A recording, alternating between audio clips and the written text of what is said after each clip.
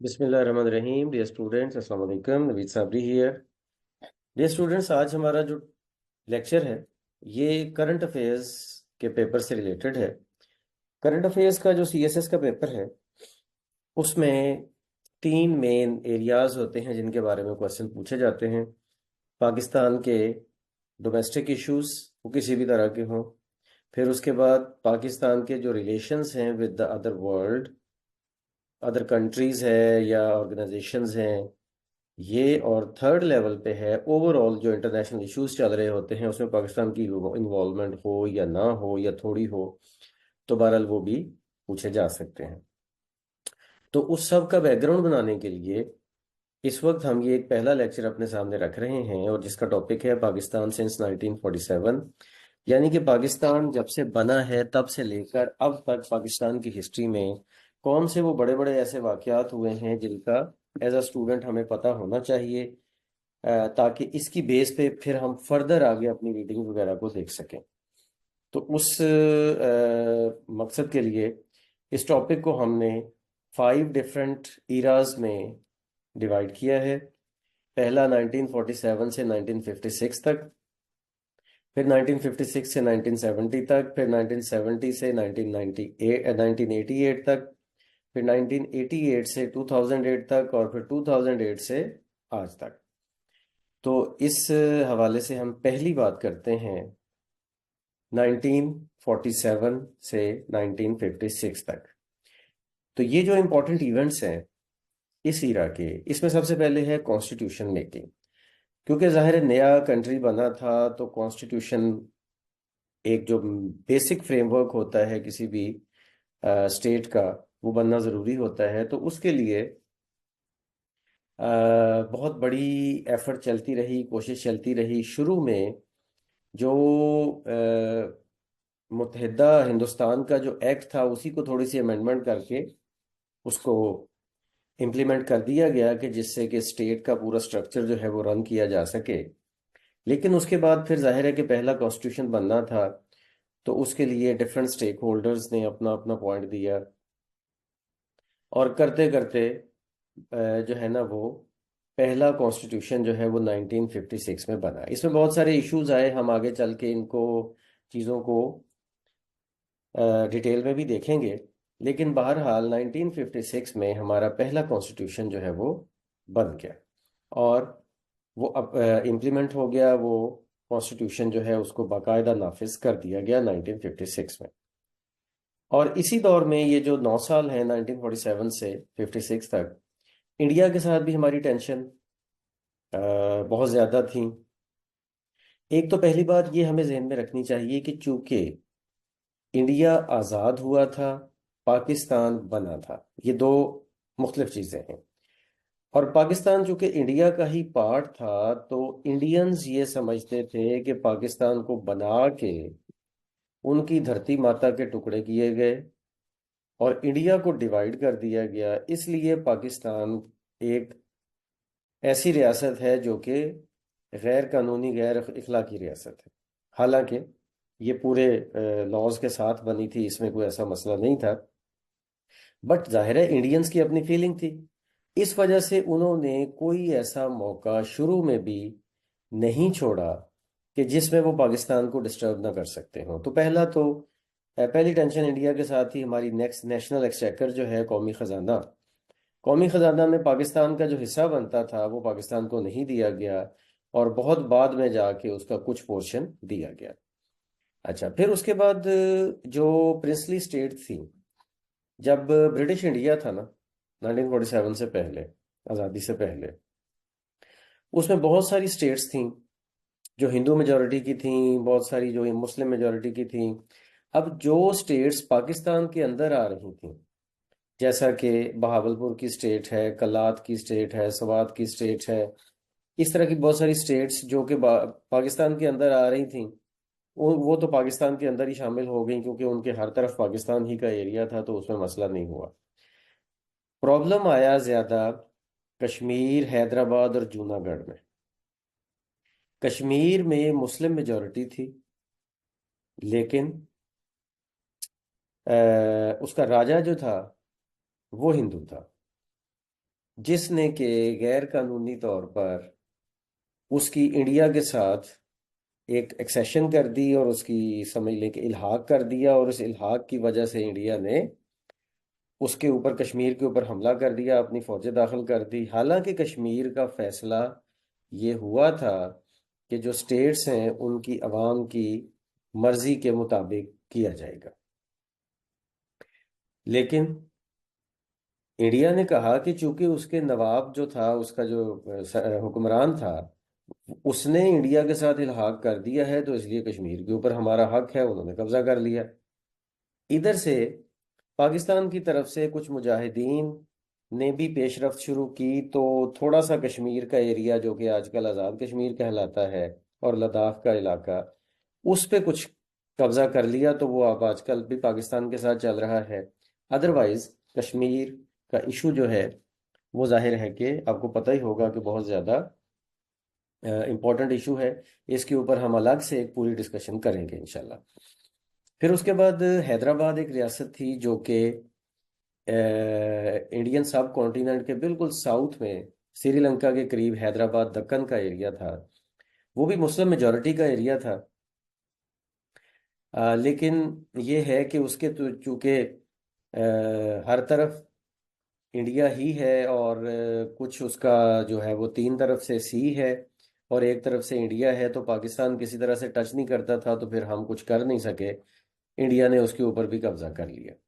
और जूनागढ़ की रियासत जो थी वो एक आइलैंड की रियासत थी, ये कराची से थोड़ा सा ही आगे है। जूनागढ़ का एरिया, वहाँ जूनागढ़ में हालात कश्मीर से ऑपोजिट थे। यानी कि वहाँ पे मेजॉरिटी पॉपुलेशन हिंदू थी, लेकिन राजा जो था, जो हुक्मरान था, वो मुसलमान था। तो जूनागढ़ में अगर उस हिसाब से देखा जाए कि जी राजा ने किसके साथ इल्हाक किया है, तो जूनागढ़ के राजा ने पाकिस्तान के साथ इल्हाक कर दिया था। बट इंडिया ने उसके ऊपर भी फौजें भेज के कब्जा कर लिया कि इसमें हिंदू पॉपुलेशन ज्यादा है। तो इस तरह से करके कश्मीर और जूनागढ़ के मुख्तलिफ हालात होने के बावजूद भी दोनों तरफ इंडिया ने कब्जा कर लिया। और जाहिर है कि ये पाकिस्तान को तंग करने की, और इंडिया को जो कि एक ऑलरेडी इस्टेब्लिश कंट्री था, उसकी फौज थी, सारा कुछ था, हम तो अभी सारा कुछ नया बना रहे थे, तो इसलिए फिर इस ईरा में काफ़ी ज़्यादा टेंशन्स हुई।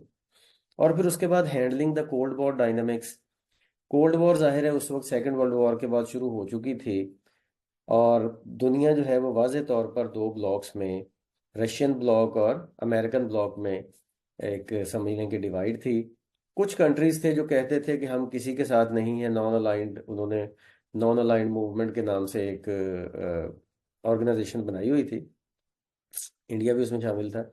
लेकिन ये कि वो भी, उनका रुझान जो है वो ज़्यादा रशिया की तरफ था।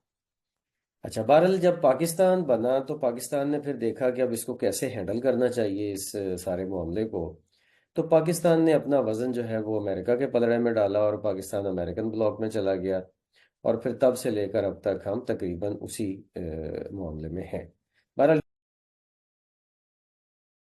जी, अब हम आते हैं जो सेकंड ईरा है 1956 से 1970 तक का। उस ईरा में जो इम्पोर्टेंट इवेंट्स हैं उसमें ये कि 1956 में जो फर्स्ट कॉन्स्टिट्यूशन नाफिज हुआ था, उसको 1958 में अयूब खान ने उसको ख़त्म करके, मनसूख करके मार्शल लॉ लगा दिया। और फिर अयूब खान का जो टेन्योर है 1969 तक चला, जब फिर याहिया खान ने टेक ओवर किया। लेकिन अयूब खान के दौर में जो दो इम्पोर्टेंट चीज़ें हुई हैं वो ये है कि सेकंड कॉन्स्टिट्यूशन 1962 का उसने बनाया, जिसमें कि प्रेसिडेंशियल फॉर्म ऑफ गवर्नमेंट को फॉलो किया गया, और ख़ुद ही वो प्रेसिडेंट बन गया।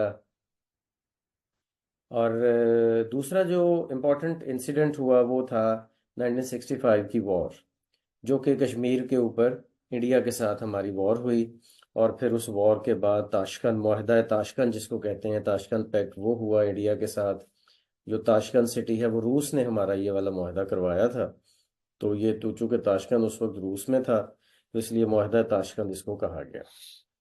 और जंग हमारी बहरहाल ख़त्म हुई और जो जो इलाके जिस जिसके थे उसको वापस कर दिए गए।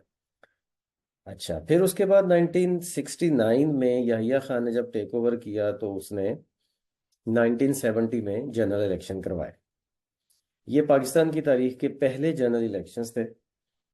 और इसके बाद हम एंटर होते हैं, हमारा जो थर्ड पीरियड है पाकिस्तान की हिस्ट्री का, उसमें जो कि 1970 से लेकर 1988 तक है। 1988 तक के जो इवेंट्स हैं उसमें सबसे पहले तो फॉल ऑफ ढाका है कि बांग्लादेश बन गया और पाकिस्तान टूट गया। ये 1970 के इलेक्शन के बाद अ, देखा गया कि ज़्यादा सीट्स जो हैं वो अवामी लीग की हैं, जो कि बेस करती थी मशरकी पाकिस्तान में। और उसका गवर्नमेंट के ऊपर राइट बनता था, लेकिन उसको राइट नहीं दिया गया।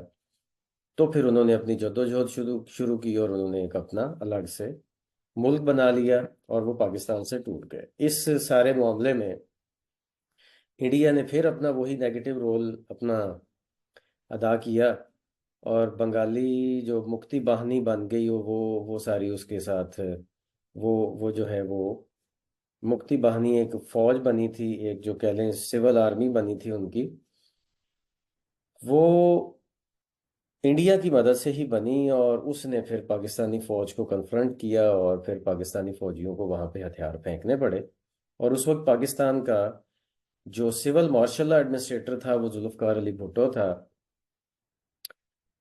उसने ये सारा मामला हैंडल किया। और उस हैंडल किया या मिस हैंडल किया वो तो खैर एक अलग से एक तारीख की बहस है। लेकिन बहरहाल 1971 में 16 दिसंबर 1971 पाकिस्तान टूट गया और बांग्लादेश बन गया, और हमने हथियार फेंक दिए और उनको हमने अलग कर दिया और तस्लीम कर लिया कि बांग्लादेश एक अलग से आज़ाद मुल्क है। अच्छा, फिर उसके बाद इसके बाद फिर 1972 में शिमला एग्रीमेंट हुआ, जिसमें कि पाकिस्तान के वो फौजी जो कि बांग्लादेश में कैद हुए थे वो इंडिया की कैद में चले गए थे, तो इंडिया से मुआहदा करके हम उनको फिर वापस लेके आए। वो शिमला एग्रीमेंट हो गया। उसके बाद फिर भुट्टो के दौर में ही थर्ड कॉन्स्टिट्यूशन जो हमारा है 1973 में वो नाफिज हुआ, जो कि अब तक भी नाफिज है। और इस दौर में भुट्टो का जो टिल्ट था वो थोड़ा बहुत सोशलिज्म की तरफ था, यानी कि रशियन ब्लॉक में वो जाने की कोशिश कर रहा था उसने। भुट्टो बहरहाल एक बहुत बड़ा लीडर था और वो इंटरनेशनल लेवल पे चीज़ों को देख के चल रहा था। और उसने मुसलमान मुल्कों को भी इकट्ठा करने की कोशिश की। और फिर जो ओआईसी समिट है 1974 में वो भी पाकिस्तान में करवाई। मुस्लिम कंट्रीज़ के जो हेड्स हैं वो पाकिस्तान में आए 1947 में 1974 में। तो बहरहाल भुट्टो जो है वो किसी हद तक कह लें कि कोशिश कर रहा था कि अमेरिकन इन्फ्लुएंस में से निकले और पाकिस्तान जो है एक ट्रूली आज़ाद रियासत के तौर पर अपना अपने कदम आगे बढ़ाए। लेकिन बहरहाल उसकी अपनी भी कुछ ऐसी इश्यूज थे जिसकी वजह से बहरहाल ये है कि उसकी जो फॉलोइंग है पाकिस्तानी नेशन में उतनी ज़्यादा नहीं रही। और जब 1977 में ज़ियाउल हक ने मार्शल लॉ लगाया और भुट्टो को कैद कर लिया, तो उस वक्त अवाम में कोई बहुत ज़्यादा उसकी वो वाली पजीराई उस तरह से नहीं थी जो कि पहले थी। तो 1977 में जब ज़ियाउल हक आ गया तो उसने 1979 में भुट्टो को फांसी दे दी, जिससे कि पाकिस्तानी सियासी तारीख का एक और नया चैप्टर ओपन हो गया, जो आगे चल के हम बात करेंगे। और फिर 1979 में ही अफगानिस्तान की वॉर शुरू हुई कि जब अमेरिका ने अफगान मुजाहिदीन की मदद की रूस के हमले के खिलाफ। असल में रशिया ने अफगानिस्तान पे हमला कर दिया था और अफगानिस्तान में जो अफगान फौज थी वो तो कोई ख़ास रेजिस्टेंस नहीं दे रही थी, लेकिन जो अवाम थे उनको मुजाहिदीन के रूप में जो है ना वो अपनी जंग लड़नी पड़ी। तो वो हुआ ये कि पाकिस्तान ने उसमें बहुत बुनियादी किरदार अदा किया, और पाकिस्तान के बुनियादी किरदार अदा करने में सारा रोल जो है वो अमेरिकन फंडिंग का था। तो असल में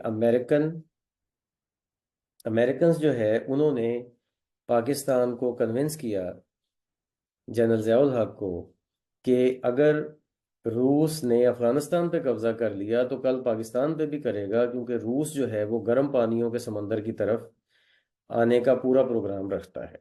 और इस बात में हो सकता है कि सदाकत भी हो, लेकिन बहरहाल ये हुआ कि अफगानिस्तान में जंग में पाकिस्तान ने अपना बड़ा रोल प्ले किया बैकग्राउंड में रहकर। असल चीज़ है कि पाकिस्तान से मुजाहिदीन तैयार होके जाते थे अफगानिस्तान में, और वो रूस की फ़ौज के ख़िलाफ़ लड़ते थे, और वो जो तैयार होने में सारे का सारा आइडिया और पैसा वो अमेरिका का ही यूज़ होता था। और ये चीज़ 1989 में जाके कल्मिनेट होती है, जबकि रूस की फ़ौजें वापस चली जाती हैं और रूस टूट जाता है, और एक तरह से कह लें कि कोल्ड वॉर का भी ख़ात्मा हो जाता है, क्योंकि रूस फिर अपने अंदरूनी मामलात में ज़्यादा उलझ गया था। अच्छा, उसके बाद फिर 1988 में ज़ियाउल हक की डेथ होती है। तो ये जो ईरा जिसकी हम बात कर रहे हैं, थर्ड ईरा, ये अपने इख्तिताम को पहुंचता है। और इसके बाद फिर हम एंटर होते हैं नेक्स्ट वाले ईरा में, जो कि 1988 से स्टार्ट होता है और 2008 तक जाता है। इस ईरा की जो सबसे इम्पोर्टेंट बात यह है कि ये डेमोक्रेसी इसमें काफ़ी हद तक रही। बेनज़ीर भुट्टो और नवाज शरीफ दो दो दफ़ा प्राइम मिनिस्टर बने 1988 और 1999 के दरमियान में। और न्यूक्लियर पावर जो है वो पाकिस्तान बना नवाज शरीफ के दौर में। 1998 में पाकिस्तान ने एटमी धमाके किए।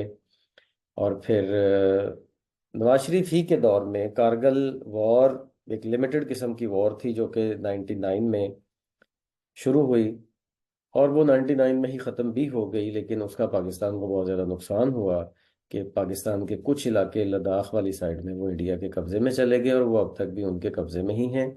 लेकिन इसमें काफ़ी हद तक पाकिस्तान की गलती थी। अब ये जो कारगिल वॉर थी, इसकी गलती नवाज शरीफ जो है वो बाद में परवेज़ मुशर्रफ पे लगाता रहा कि उसने मेरे कहने के बगैर और मेरे नॉलेज के बगैर ये सारा काम किया था एज एन आर्मी चीफ। और आर्मी चीफ कह रहा था कि हमने नवाज शरीफ की, जो परवेज़ मुशर्रफ था वो कह रहा था कि हमने नवाज शरीफ की बाकायदा हिदायत पे ये काम किया था। तो बहरहाल ये दोनों में से कौन सा पॉइंट ऑफ व्यू ठीक है, इसके बारे में तो हिस्ट्री डिसाइड करेगी। लेकिन बहरहाल कारगिल वॉर पाकिस्तान के लिए एक ब्लैक मार्क ज़रूर है। और फिर उसी साल 1999 में जनरल परवेज़ मुशर्रफ ने मार्शल लॉ लगा दिया, और उसने अपनी एक गवर्नमेंट 2008 तक की, जिसमें कि उसने कुछ मिक्सचर सा बनाने की कोशिश की कि वो जो मिक्सचर है वो डेमोक्रेसी का और डिक्टेटरशिप का कुछ मिक्सचर सा उसने बनाने की कोशिश की, क्योंकि 2002 में उसने एक असेंबली उसने बना दी थी, इलेक्शन हुए थे, असेंबली बन गई थी, गवर्नमेंट बन गई थी।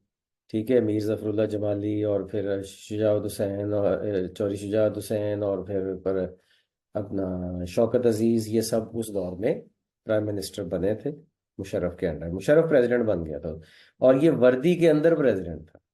This is important to note कि वो वर्दी में भी था और प्रेसिडेंट भी था। फिर अर्थक्वेक आता है पाकिस्तान का 2005 में, जो कि एक बहुत बड़ी तबाही थी पाकिस्तान के लिए। पाकिस्तान की तारीख में ये भी एक याद रखने वाला इवेंट है। इसके बाद अगर हम देखते हैं तो 2007 में बेनज़ीर भुट्टो की डेथ हो गई, उसको असैसिनेट कर दिया गया रावलपिंडी में। और वो जो कि अपनी कमिंग इलेक्शन, जो 2008 का इलेक्शन था, उसके लिए अपनी पार्टी की कैंपेन कर रही थी, तो उसको दिसंबर 2007 में असैसिनेट कर दिया गया, मार दिया गया, कत्ल कर दिया गया। और मुशर्रफ ने 2008 में रिज़ाइन किया, और इसके साथ ही हमारा ये वाला जो पार्ट ऑफ द हिस्ट्री है ये भी कंप्लीट होता है और हम एंटर होते हैं लास्ट पार्ट में, जो कि है 2008 से लेकर आज तक। तो इसमें कुछ रीसेंट इवेंट्स हैं, वो आपको पता ही होंगे। आपको खुद भी नॉलेज ऑफ हिस्ट्री ज़्यादा से ज़्यादा लेने की कोशिश करनी चाहिए।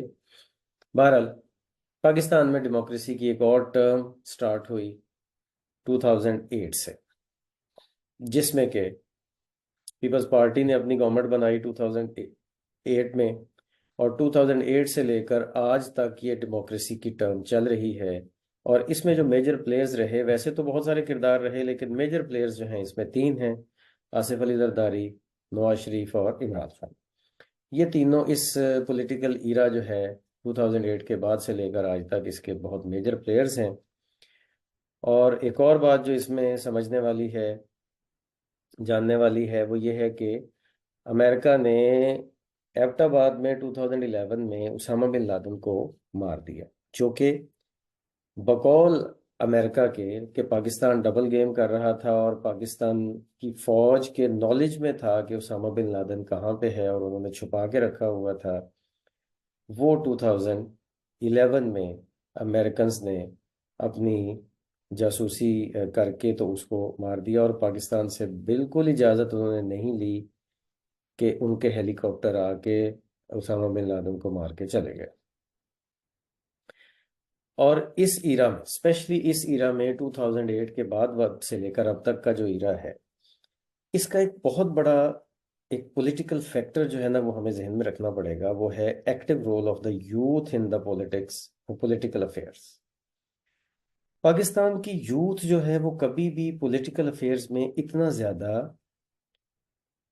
कह लें कि इन नहीं हुई थी और एक्टिव नहीं हुई थी, लेकिन इस दौर में ये एक्टिव हुई। और उसकी कुछ रीजंस, उसकी नंबर वन तो रीजंस ये हों कि पाकिस्तान की इकोनॉमी इतनी ज़्यादा श्रिंक कर रही थी कि जॉब मार्केट बहुत ही ज़्यादा कम हो रही थी। तो जो पढ़े लिखे लोग थे वो कंसर्न्ड हुए कि ऐसा क्यों है। दूसरी बात यह है कि परवेज मुशर्रफ ने अपने दौर में जो एक सबसे अच्छा काम किया था वो ये था कि उसने जो प्राइवेट मीडिया है, स्पेशली न्यूज़ चैनल्स, उनको उसने एंट्री दी और उसके लाइसेंस वगैरह दिए, और प्राइवेट मीडिया को पाकिस्तान के अंदर आने का मौका मिला। तो उस प्राइवेट मीडिया की वजह से फिर लोगों की सोच भी काफ़ी हद तक आज़ाद हुई और गवर्नमेंट की थिंकिंग से बाहर निकली, और तबसरे डिफरेंट टाइप के शुरू हुए, तो लोगों को असल इंफॉर्मेशन मिलनी शुरू हुई। एक और उसकी रीज़न ये है कि 2010 के बाद जो है वो सोशल मीडिया का यूज़ अब पाकिस्तान में आहिस्ता आहिस्ता बहुत ज़्यादा हो गया। वैसे तो पूरी दुनिया में ही हुआ, लेकिन पाकिस्तान में ये रीज़न बना, सोशल मीडिया जो है वो यूथ के इस एक्टिव रोल की रीज़न बना।